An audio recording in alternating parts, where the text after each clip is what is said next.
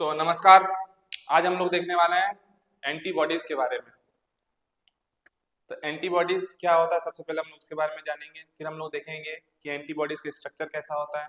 फिर हम लोग देखेंगे कि एंटीबॉडीज कितने टाइप के होते हैं। ठीक है, तो सबसे पहले हम लोग बेसिक इंट्रोडक्शन को देखते हैं और अंत में कुछ क्वेश्चंस करेंगे जो आपके प्रीवियस ईयर में आए हुए हैं।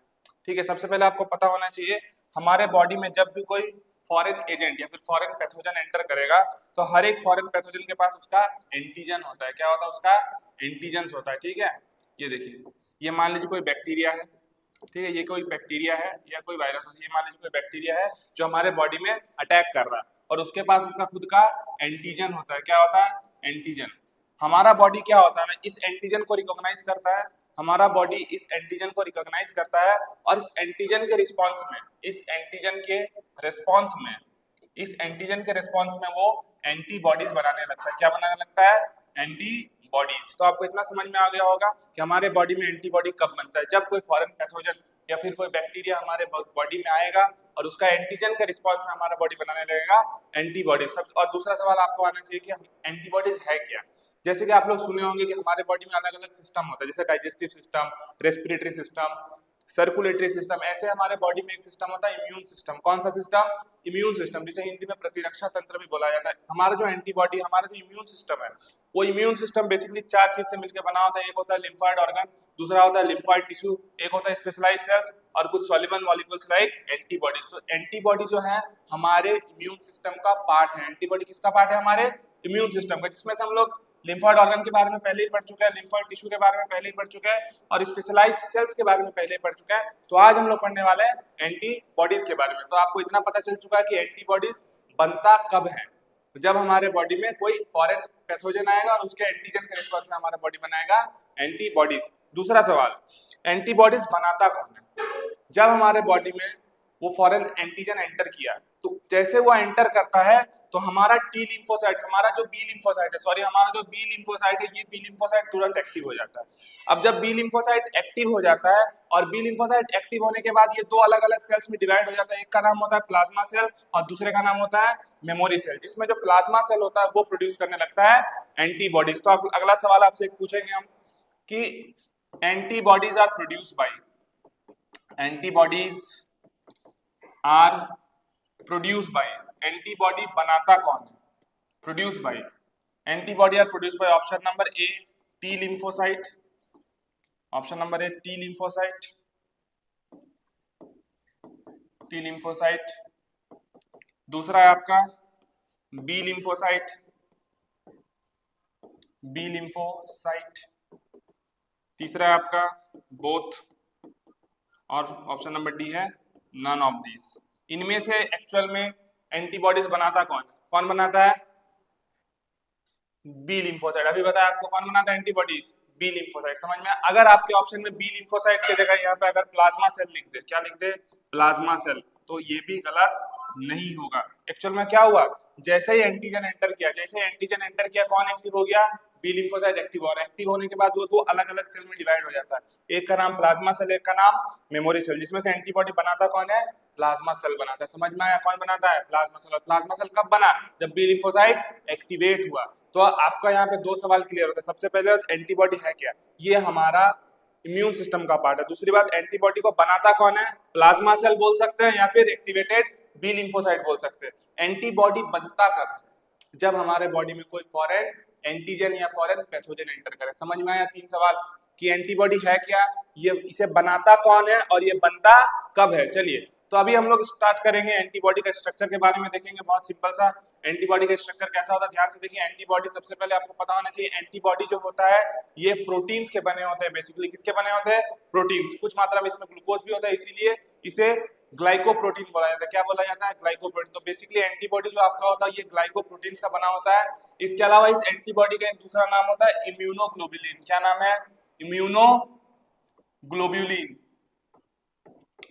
क्या नाम है? इम्यूनोग्लोबुलिन। जैसे कि आप लोग एंटीबॉडी का स्ट्रक्चर देख रहे हैं, ये वाई शेप का मॉलिक्यूल होता है। किसका मॉलिक्यूल होता है? वाई शेप का मॉलिक्यूल होता है, जो कि आपका बना होता है प्रोटीन का, मेनली किसका बना होता है, प्रोटीन का, ठीक है, समझ में आया। अब ये वाई शेप का मॉलिक्यूल में अलग अलग पार्ट्स होते हैं, ध्यान से देखिए, इसमें 4 पॉलीपेप्टाइड चेन होते हैं। कितने पॉलीपेप्टाइड चेन है, 4, जिसमें से ये जो चेन दिख रहा है आपको ये जो चेन दिख रहा है इसे हम लोग बोलते हैं हैवी चेन, सॉरी ये होता है आपका लाइट चेन, ये आपका है लाइट चेन। और ये जो चेन दिख रहा है आपको, ये जो चेन दिख रहा है, ये जो चेन है ये आपका हैवी चेन, क्या है ये आपका हैवी चेन, समझ में आया। तो बेसिकली यहाँ पे टोटल नंबर ऑफ चेन्स कितने हैं, 4। ये आपका light chain, heavy chain, heavy chain, light chain, 2 गो हैवी चेन है और 2 गो लाइट चेन, किसके बने हुए हैं, प्रोटीन के बने हुए, किसके बने हुए हैं, प्रोटीन के। तो बेसिकली एंटीबॉडी जो होता है 2 हैवी चेन और 2 लाइट चेन के बने हुए, जिसमें हैवी चेन आपके लॉन्ग होते हैं और लाइट चेन स्मॉल होते हैं। अब इस हैवी चेन और लाइट चेन में 2 अलग अलग रीजन होते हैं, एक आपका होता है वेरिएबल रीजन, ठीक है, ये जो रीजन है, ये जो ऊपर वाला रीजन है यहाँ से यहाँ तक, ये होता है आपका वेरिएबल रीजन। इसमें अलग अलग तरह के अमीनो एसिड होते हैं, इसीलिए इसे कहा जाता है वेरिएबल रीजन। क्या कहा जाता है, वेरिएबल रीजन। और उसके बाद जो ये साइड है, यहाँ से लेकर ये जो साइड है आपका, ये आपका है कांस्टेंट रीजन। कौन सा रीजन है, कांस्टेंट रीजन है, ठीक है। इसमें सेम तरह का अमीनो एसिड होता है, इसीलिए इसे कहा जाता है कांस्टेंट रीजन। तो याद रखिएगा, हैवी चेन और लाइट चेन में 2 अलग अलग रीजन होते हैं, एक होता है वेरिएबल रीजन, ये होता है कांस्टेंट रीजन, वेरिएबल रीजन और कांस्टेंट रीजन, ठीक है।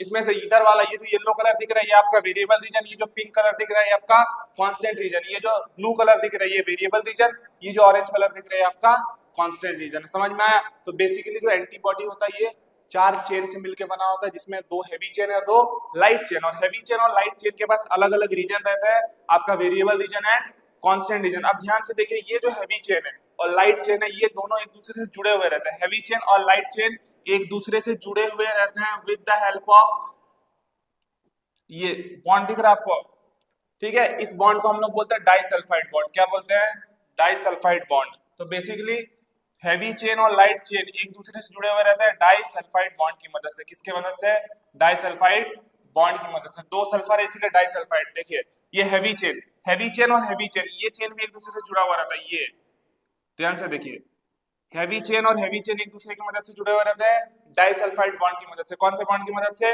Disulphide bond. अब यहाँ पे इस चेन को, इस रीजन को यहाँ से कनेक्ट करने के लिए भी आपके पास होता है डाइसल्फाइड बॉन्ड। कौन सा बॉन्ड होता है, डाइसल्फाइड बॉन्ड, ये आपका डाइसल्फाइड बॉन्ड, ठीक है, समझ में आया। तो बेसिक बात हम लोग क्या देख लिए स्ट्रक्चर में, कि एंटीबॉडी जो होता है 4 चेन से मिलकर बना होता है, 2 हैवी चेन रहता है 2 लाइट चेन रहता है, और उन चेन्स के बीच में वेरिएबल रीजन और कांस्टेंट रीजन रहता है। साथ में हैवी चेन और लाइट चेन एक दूसरे से जुड़े हुए रहते हैं with the help of disulphide bond. कौन से बॉन्ड की मदद से, डाइसल्फाइड बॉन्ड की मदद से, समझ में आया। अब यहाँ पे देखिए, ये जो वेरिएबल रीजन है, इस वेरिएबल रीजन में एक स्पेशल साइट होता है, इस वेरिएबल रीजन में ये आपका लाइट चेन का वेरिएबल रीजन हो गया, ठीक है, और ये आपका हैवी चेन का वेरिएबल रीजन हो गया। इस हैवी चेन के और लाइट चेन के वेरिएबल रीजन में एक स्पेसिफिक साइट होता है जिसे हम लोग एंटीजन बाइंडिंग साइट बोलते हैं। क्या बोलते हैं इसे हम लोग, एंटीजन बाइंडिंग साइट बोलते हैं। इसे हम लोग क्या बोलते हैं, एंटीजन बाइंडिंग साइट बोलते हैं, antigen binding site, binding site. इसमें क्या होता है, जो एंटीजन आपके बॉडी में आया था उसी के रिस्पांस में ये एंटीबॉडी बना था, इसी साइट पर एंटीजन आके चिपकेगा और एंटीजन और एंटीबॉडी में रिएक्शन होगा और अल्टीमेटली जो आपका पैथोजन होगा, जो फॉरेन पार्टिकल्स होगा, वो डिस्ट्रॉय हो जाएगा, समझ में आया। तो एंटीजन आके एंटीबॉडी के कहां चिपकेगा, इस एंटीजन बाइंडिंग साइट पे। और एंटीजन बाइंडिंग साइट कहां पड़ा हुआ है, हैवी चेन और लाइट चेन के वेरिएबल रीजन में। कहां पे पड़ा हुआ है, हैवी चेन और लाइट चेन के वेरिएबल रीजन में। समझ में आया स्ट्रक्चर। अब आपको एनसीईआरटी का फिगर दिखाते हैं एंटीबॉडी का, ध्यान से देखिए एंटीबॉडी का एनसीईआरटी का फिगर देखिए। यहाँ पे क्या ये वाई शेप का मॉलिक्यूल है, दोनों, इसमें टोटल 4 चेन है, 2 हैवी चेन और 2 लाइट चेन। ये आपका हैवी चेन और ये आपका लाइट चेन, और हैवी चेन और लाइट चेन में 2 अलग अलग रीजन है, ये आपका वेरिएबल रीजन और ये आपका कांस्टेंट रीजन हो गया, ठीक है। और वेरिएबल रीजन में एक स्पेशल साइट होता है एंटीजन बाइंडिंग साइट, जहां पे आके अल्टीमेटली कौन चिपकता है, एंटीजन चिपकता है। कौन चिपकता है, एंटीजन चिपकता है। साथ में हैवी चेन और लाइट चेन को जोड़ने के लिए, हैवी चेन और लाइट चेन को जोड़ने के लिए आपका आता है डाइसल्फाइड बॉन्ड। कौन सा बॉन्ड, डाइसल्फाइड बॉन्ड, समझ में आया। ठीक है। इस प्रोटीन मॉलिक्यूल में ये उसका एन टर्मिनस होता है और ये उसका सी टर्मिनस होता है। बस स्ट्रक्चर में इतना याद रखना है। अब इस स्ट्रक्चर के बेसिस पर एंटीबॉडी को जो होता है रिप्रेजेंट किया जाता है H2L2 के H2 और L2 से। H2 मतलब दो हैवी चेन, L2 मतलब दो लाइट चेन, ठीक है। समझ में आया? चलिए स्ट्रक्चर के बारे में पढ़ते हैं हम लोग कि ये क्या होता है। They are complex glycoprotein molecule. Complex का मतलब है अलग अलग प्रोटीन के बने होते हैं, अलग अलग अमीनो एसिड के बना हुआ, इसीलिए इसमें लिखा हुआ है they are complex glycoprotein molecule which produce in response to antigen stimulation. ये कब बनते हैं? जब एंटीजन आता है। अब दूसरा सवाल, ये बनाता कौन है? Antibodies are produced by B lymphocyte. कौन बनाता है इसे? B lymphocyte. एक्चुअली क्या होता है, ध्यान से देखिए। Actually B lymphocyte transfer into plasma cell. B lymphocyte किसमें कन्वर्ट हो जाते हैं? Plasma cell. और these mature plasma cell produce antibodies. तो एक्चुअल में प्लाज्मा सेल ने क्या बनाया? एंटीबॉडी बनाया। समझ में आई? हम पहले आपको बता चुके, बस थ्योरी को देखिए।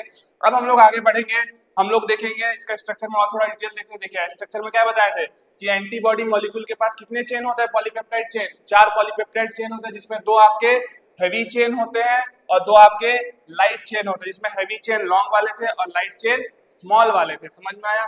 इसके बाद एंटीबॉडी को कैसे रिप्रेजेंट किया जाता है? H2L2 से बता दिए थे। इसके बाद क्या बोले थे कि the chain these chains are held together by disulphide bond. किससे जुड़े हुए रहते हैं? ये डाइसल्फाइड बॉन्ड की मदद से, इसीलिए इनका शेप कैसा है? वाई शेप है। कैसा है? Y shape. चलिए यहाँ पे हमारा एक टॉपिक खत्म होता है, स्ट्रक्चर ऑफ आपका स्ट्रक्चर में और 2 चीज हम लोग देखे थे। क्या देखे थे? कि हर एक चेन के पास 2 पार्ट्स होता है। कितना पार्ट्स होता है? 2 पार्ट्स। एक होता है आपका कांस्टेंट रीजन, एक होता है आपका वेरिएबल रीजन। हर एक चेन के पास कितना पार्ट्स होता है? 2 पार्ट। एक होता है उसका कांस्टेंट, एक होता है वेरिएबल रीजन। हम लोग देखे थे कांस्टेंट रीजन ऊपर था कि वेरिएबल रीजन ऊपर था? जल्दी बताइए, कांस्टेंट रीजन ऊपर था कि वेरिएबल रीजन? कमेंट में अपना आंसर लिखिए कि कांस्टेंट रीजन ऊपर था कि वेरिएबल रीजन ऊपर था। जल्दी बताइए, कमेंट में आंसर लिखिए जल्दी, ठीक है। अगला अभी बढ़ते हैं। उसके बाद क्या था कि वेरिएबल रीजन के पास, variable region of heavy and light chain together form an antigen binding site, जिसे हम लोग पैराटॉप के नाम से भी जानते हैं। क्या बोलते हैं इसे? हम लोग पैराटॉप बोलते हैं। जहां पे क्या आके बाइंड होता है? एंटीजन आके बाइंड होता है। याद आ रहा है आपको? वेरिएबल रीजन ऊपर था, हेवी चेन और लाइट चेन दोनों के वेरिएबल रीजन में। देखिए यहाँ पे हैवी, ये आपका हैवी चेन और ये आपका लाइट चेन। हैवी चेन और लाइट चेन के वेरिएबल रीजन में, इस वेरिएबल रीजन में एंटीजन बाइंडिंग साइट होता है और इस एंटीजन बाइंडिंग साइट पे आके कौन चिपकता है? एंटीजन चिपकता है। समझ में आया? चलिए अब हम लोग पढ़ेंगे टाइप ऑफ एंटीबॉडीज के बारे में। किसके बारे में पढ़ेंगे? Type of antibodies. तो यहाँ पे हमारा एक टॉपिक खत्म होता है, structure of antibody. Structure of antibody के कुछ सवाल हम आपको फिल इन द ब्लैंक के फॉर्म में दे रहे हैं, इसको आप लोग कमेंट में आंसर कीजिए। अगर आप लोग इसका आंसर कर पाते तो हम समझ जाएंगे कि अभी तक का लेक्चर आपको समझ में आ चुका है, ठीक है। पहला सवाल फिल इन द ब्लैंक्स में, antibody is dash shape. Antibody का शेप क्या होता है? ठीक है, पहला सवाल। दूसरा सवाल, antibody is produced by dash cell. Antibody को कौन बनाता है? एंटीबॉडी को बनाता कौन है? ठीक है। अगला सवाल, एंटीबॉडी इज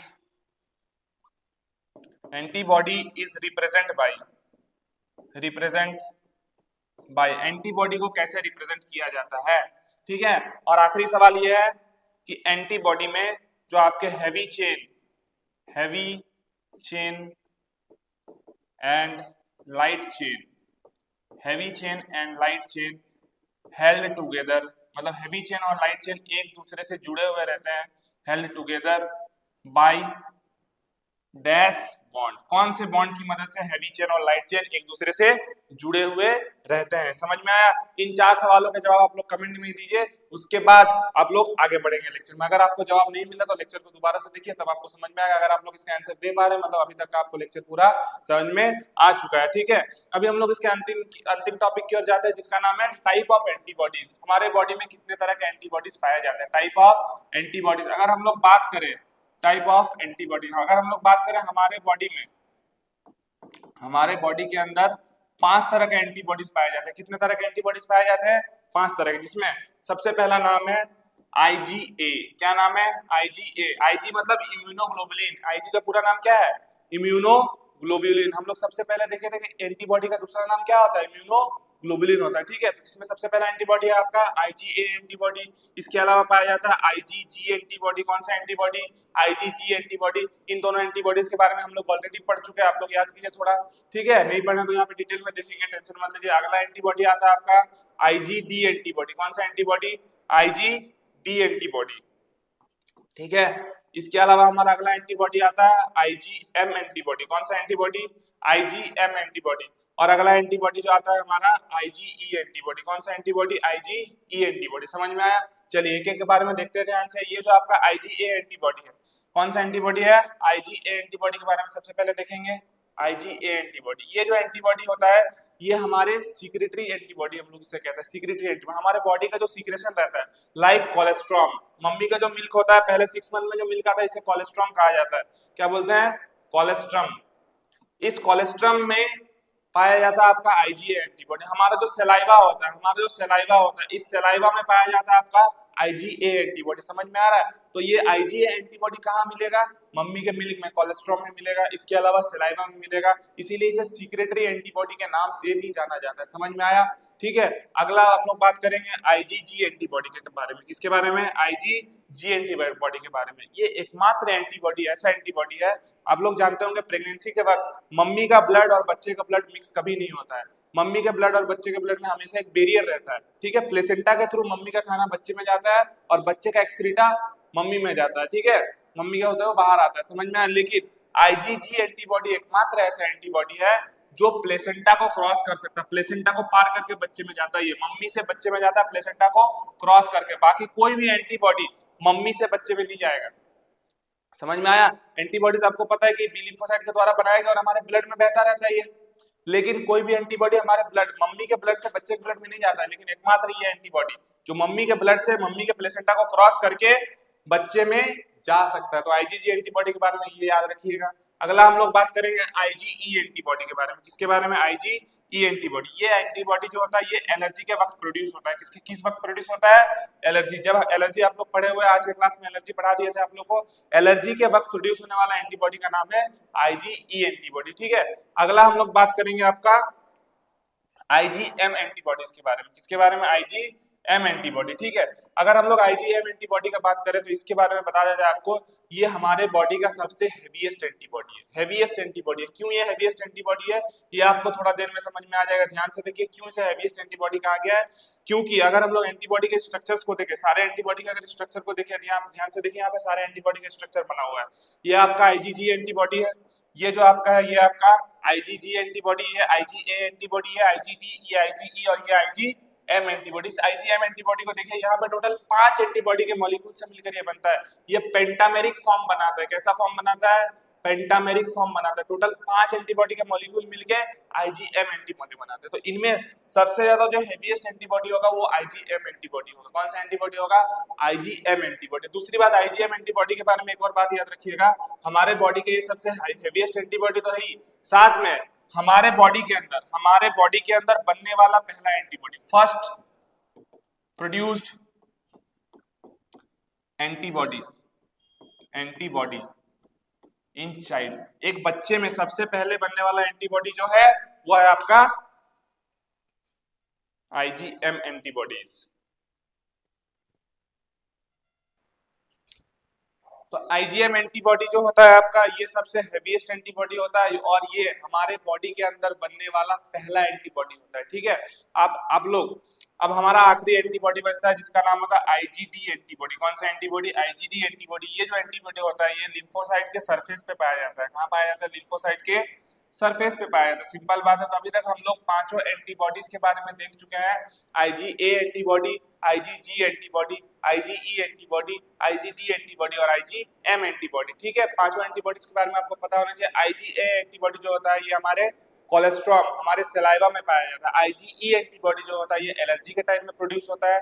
IgM एंटीबॉडी जो होता है ये सबसे हेवीएस्ट एंटीबॉडी होता है और ये हमारे बॉडी में बनने वाला पहला एंटीबॉडी है, ठीक है। अगला हम लोग IgG एंटीबॉडी के बारे में बात किए थे। IgG एंटीबॉडी जो होता है ये मम्मी के प्लेसेंटा को क्रॉस करके बच्चे में आ जाता है। तो ध्यान से देखिए, एक सवाल आपसे कॉमन सेंस का पूछ रहे हैं, हमारे बॉडी के अंदर आने वाला पहला एंटीबॉडी कौन है, हमारे बॉडी के अंदर, हम लोग जब पैदा भी नहीं हुए तो उस वक्त हमारे अंदर आईजीजी एंटीबॉडी आ चुका था। तो हमारे अंदर आने वाला पहला एंटीबॉडी आईजीजी एंटीबॉडी और हमारे अंदर बनने वाला पहला एंटीबॉडी आईजीएम एंटीबॉडी। तो याद रखिएगा, इसी वजह से हमारे बॉडी में सबसे ज्यादा पाए जाने वाला जो एंटीबॉडी है ना, वो है आपका आईजीजी एंटीबॉडी। कौन सा एंटीबॉडी? IgG antibody. लगभग ये बहुत ज्यादा अमाउंट में पाया जाएगा। हम लोग पांचों एंटीबॉडी में बात करें ना, तो सबसे ज्यादा पाया जाने वाला जो आपका एंटीबॉडी है वो आपका है आईजीजी एंटीबॉडी। ठीक है, तो यहाँ पे हमारा टाइप ऑफ एंटीबॉडीज पे खत्म होता है। आप इस थ्योरी को अपने कॉपी में लिख लीजिएगा, यहाँ से इन थ्योरीज को लिख लीजिएगा। देखिए यहाँ पे वही लिखा हुआ है, it is a maximum antigen binding site. IgM के पास देखिए एक एंटीबॉडी के पास कितने बाइंडिंग साइट होते हैं, जल्दी बताइए। एक एंटीबॉडीज के पास 2 बाइंडिंग साइट होते हैं। ठीक है, आपका जो आईजीएम एंटीबॉडी था उसमें टोटल 5 एंटीबॉडीज मिलके बना रहे थे आईजीएम एंटीबॉडी। तो 5 एंटीबॉडी मिलके 10 एंटीजन बाइंडिंग साइट होंगे। समझ में आया? ठीक है, तो आपसे अभी हम कुछ सवाल पूछेंगे, ये सब आप लोग लिख लीजिएगा नोट्स में। ठीक है, 75% ऑफ टोटल एंटीबॉडी में आपका आईजीजी एंटीबॉडी होता है। टोटल 5 तरह का एंटीबॉडी होता है ना, उसमें 75% तो आपका आईजीजी एंटीबॉडी होता है, क्योंकि ये हमारे बॉडी के अंदर आने वाला पहला एंटीबॉडी है और हमारे बॉडी के अंदर बनने वाला पहला एंटीबॉडी आईजीएम एंटीबॉडी। समझ में आया? क्लियर हुआ? ये सब लिख लीजिएगा पांचों को। ठीक है, अब हम लोग कुछ क्वेश्चंस को करते हैं, इसके थ्रू हम समझ जाएंगे, आपको ये टॉपिक भी अच्छा से समझ में आया होगा। पहले हम फिल इन द ब्लैंक से कुछ क्वेश्चन देते हैं, पहले इनका आंसर आप कमेंट में लिखिए। इसके बाद नीट और जैक बोर्ड में आए हुए पीवाईक्यूज को देखेंगे, इसके बाद हमारा क्लास खत्म होगा। सबसे पहले यहाँ पे कुछ क्वेश्चंस के आंसर दीजिए जल्दी। ठीक है, फिल इन द ब्लैंक्स में इसे कमेंट में आंसर दीजिएगा, उसके बाद हम समझ जाएंगे कि आपको एंटीबॉडी का स्ट्रक्चर भी अच्छे से समझ में आ गया। ठीक है, डैश प्रोड्यूस ड्यूरिंग एलर्जी। कौन सा एंटीबॉडी एलर्जी के वक्त प्रोड्यूस होता है? Produce during allergy. Produce during allergy. कौन सा एंटीबॉडी एलर्जी के वक्त प्रोड्यूस होता है? पहला सवाल। दूसरा सवाल, कोलेस्ट्रॉम में, कोलेस्ट्रॉम यानी मम्मी के मिल्क में कोलेस्ट्रॉम, ठीक है, या mother's milk, mother's milk have dash antibody. ठीक है, समझ में आया? दूसरा सवाल।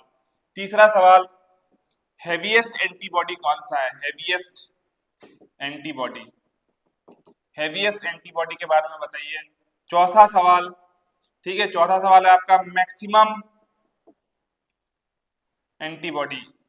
कौन सा एंटीबॉडी हमारे बॉडी के अंदर सबसे ज्यादा पाया जाता है पांचों में? ठीक है, और अगला सवाल कि कौन सा एंटीबॉडी कैन क्रॉस प्लेसेंटा। कौन सा एंटीबॉडी प्लेसेंटा को क्रॉस कर सकता है? Can cross placenta. ठीक है, पांचों आंसर का जवाब आप लोग कमेंट में दीजिए, तभी हमको समझ में आएगा कि आप लोग इस स्ट्रक्चर को समझ चुके हैं। ठीक है, कमेंट में जरूर आंसर्स को लिखेगा, अदरवाइज आप लोग आगे नहीं बढ़ेंगे। ठीक है, समझ में आ गया? तो ये आपको बहुत इंपॉर्टेंट है। आपके देखिए किस तरह से इंपॉर्टेंट है। आपका जैक बोर्ड 2024 में ये सवाल पूछा था। देखिए क्या लिखा हुआ था कि which of the following is an antibody against allergy. Allergy के वक्त या फिर एलर्जी के खिलाफ प्रोड्यूस होने वाला एंटीबॉडी कौन सा है आपका? आईजीएम, आईजीए, आईजीजी या आईजीई। आपको पता होना चाहिए, अभी हम पढ़ाए थे कि एलर्जी के वक्त प्रोड्यूस होने वाला एंटीबॉडी जो है वो आपका है आईजीई एंटीबॉडी। कौन सा एंटीबॉडी? आईजीई। तो इसका करेक्ट आंसर हो जाएगा ऑप्शन नंबर डी। क्या हो जाएगा? Option number D. इसके बाद हम लोग चलते हैं एक और सवाल की तरफ। ये सवाल आपसे क्या पूछता है कि which antibody can cross placental barrier. इनमें से कौन सा एंटीबॉडी जो है प्लेसेंटा को क्रॉस कर सकता है? तो इसका आंसर चल जाएगा आपका आईजीजी एंटीबॉडी। आंसर चल जाएगा इसका ऑप्शन नंबर सी। अगला, नीट 2015 यानी उस टाइम एआईपीएमटी हुआ करता था, उसका एक सवाल है, बहुत सिंपल सवाल है। क्या बोलता है कि इनमें से which of the following immunoglobulin does constitute the largest percentage in human milk. Human के मिल्क में पाया जाने वाला सबसे ह्यूमन मिल्क में पाया जाने वाला एंटीबॉडी कौन सा है?